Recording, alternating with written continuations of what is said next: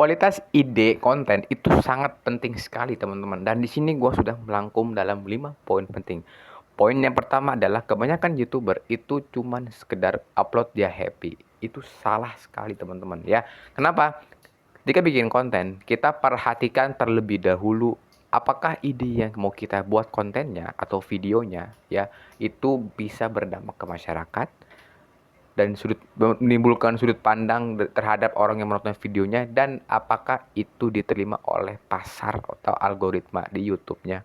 Kenapa? Ketika bikin konten kita cuma sekedar upload, itu juga SMP bisa, tapi bagaimana video kita itu menimbulkan kesan yang berdampak, entah sudut pandang atau melahirkan sudut pandang berbeda setiap penonton, dan juga menimbulkan dampak positifnya.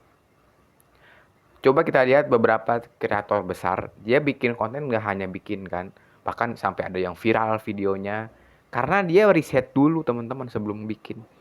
Dan kalau misalnya teman-teman cuma mau bikin konten sekedar upload aja, atau sekedar dapat views, dapat subscriber, dapat penghasilan, AI pun sekarang udah bisa teman-teman. Tinggal kita langganan aja Google Labs ya. Itu adalah sebuah AI untuk bikin video, itu cuma generate menggunakan prompt aja. Itu bisa teman-teman. Dan kalau misalnya kita bikin konten seperti itu, otomatis juga kita bakal digantikan oleh AI. Video kita itu bakal ke bawah ya, tidak di-up oleh algoritma karena ya sama aja dengan AI gitu, dan itu hanya membuang-buang waktu. Jadi ketika bikin konten, teman-teman harus perhatikan terlebih dahulu poin pentingnya. Yang pertama, teman-teman tentukan konsep thumbnailnya. Yang kedua, skenario atau struktur kontennya. Yang ketiga, teman-teman dampaknya. Yang keempat, narasi akan kontennya. Dan yang terakhir, teman-teman kata kunci daripada kontennya. Poin yang kedua adalah ide itu lahir dari masalah. Ya, ketika kita mau bikin konten, pasti gue pernah bilang untuk bikin, cek tren dulu. Tren apa yang sedang naik. Tapi kan tren itu muncul dari sesuatu yang masalah. Ya, kita misalnya sering lagi rame apa investasi, anak muda sekarang investasi di saham lah, di kripto sebagai Bitcoin sebagai macam lainnya. Tapi itu kan muncul dari apa? Dari permasalahannya. Permasalahannya adalah kita tidak bisa mengalokasikan uang dengan benar. Nah, itu. Jadi ide itu muncul dari permasalahan. Nah, teman-teman kalau mau nemu ide, teman-teman harus cari masalahnya. Iya. Misal nih kita bikin konten, ya, mau bikin konten tentang investasi, ya kita bikin kontennya. Misalnya kita mau bahas dari sisi cara atur uangnya dulu, jenis-jenis investasi, ya. Terus bagaimana konsep ekonomi makro dan mikro, itu sama aja. Masalahnya di mana? Masalahnya orang nggak punya duit, ya, atau nggak bisa ngatur uangnya, atau masih belum bekerja, atau bingung mau dapat uang dari mana. Itu kan masalahnya. Nah, ini teman-teman bisa praktekkan juga. Dan gua ketika bikin konten itu selalu melakukan hal dulu seperti ini. Ya, hal seperti ini gue lakuin dulu. Jadi kalau kita bikin konten, riset dulu nih, kira-kira masalah penonton tuh di mana. Ya, misalnya gue pernah bikin video cara menaikkan jumlah subscriber. Ada nggak masalahnya di mana? Masalahnya YouTuber pemula sekarang subscriber stagnan, itu masalahnya. Nah, jadi teman-teman sebelum bikin konten, riset terlebih dahulu apa masalah penonton dan berikan solusinya. Yang ketiga adalah seleksi ide. Kita punya banyak sekali ide di pikiran kita, terus kita tulis di notes HP atau di Google Spreadsheet. Kita harus riset dulu kira-kira ide mana yang memang relevan dan disukai dan diterima pasar, disukai penonton, dan menimbulkan dampak kepada masyarakat atau penonton. Kalau bikin konten cuma ada ide, tag video, edit, upload, itu juga anak AI pun bisa sekarang teman-teman ya. Jadi kalau bikin konten kita harus riset. Dan kalau kita bikin konten cuma upload video aja, kita bakal digantikan oleh AI. Karena AI sekarang sudah semakin canggih. Kita sebagai kreator pemula nih, yang memang modalnya sedikit, alatnya tidak sebagus sudah berbesar ya. Tapi kita bisa bikin konten yang bagus, yang memang itu diperlukan oleh penonton kita. Jangan kita bikin konten cuman mau asal upload. Ya.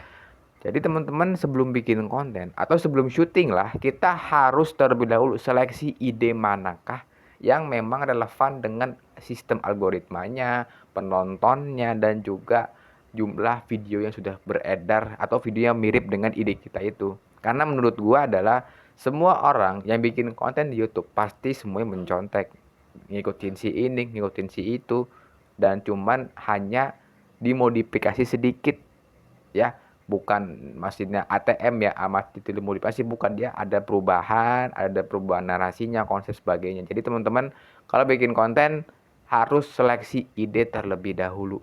Ide itu menentukan retensi nomor 4 atau poin keempat. Kenapa gue bilang editing video, thumbnail ya, ataupun lighting, kamera profesional itu cuma mempercantik ide. Tapi yang paling utama dari konten YouTube atau semua konten di sosial media ini itu idenya. Ya, kita bikin konten tapi idenya sampah, tapi editingnya bagus, ya orang juga nggak bakal nonton gitu loh, ya kan? Dan teman-teman nggak usah banyak-banyak nyari tahu lah. Dan itu pernah muncul dan bahkan banyak banget ya video atau konten-konten yang tidak mengedukasi dan kameranya bagus segala macam, tapi karena idenya nggak ada, ya orang juga nggak bakal nonton gitu loh. Nah jadi teman-teman bikin konten walaupun ide kita bagus banget, tapi sederhana, pakai HP, pakai mic murah sebagainya, karena bagus, orang juga bakal suka dengan konsep atau ide kita. Jadi jangan meragukan ide teman-teman ya.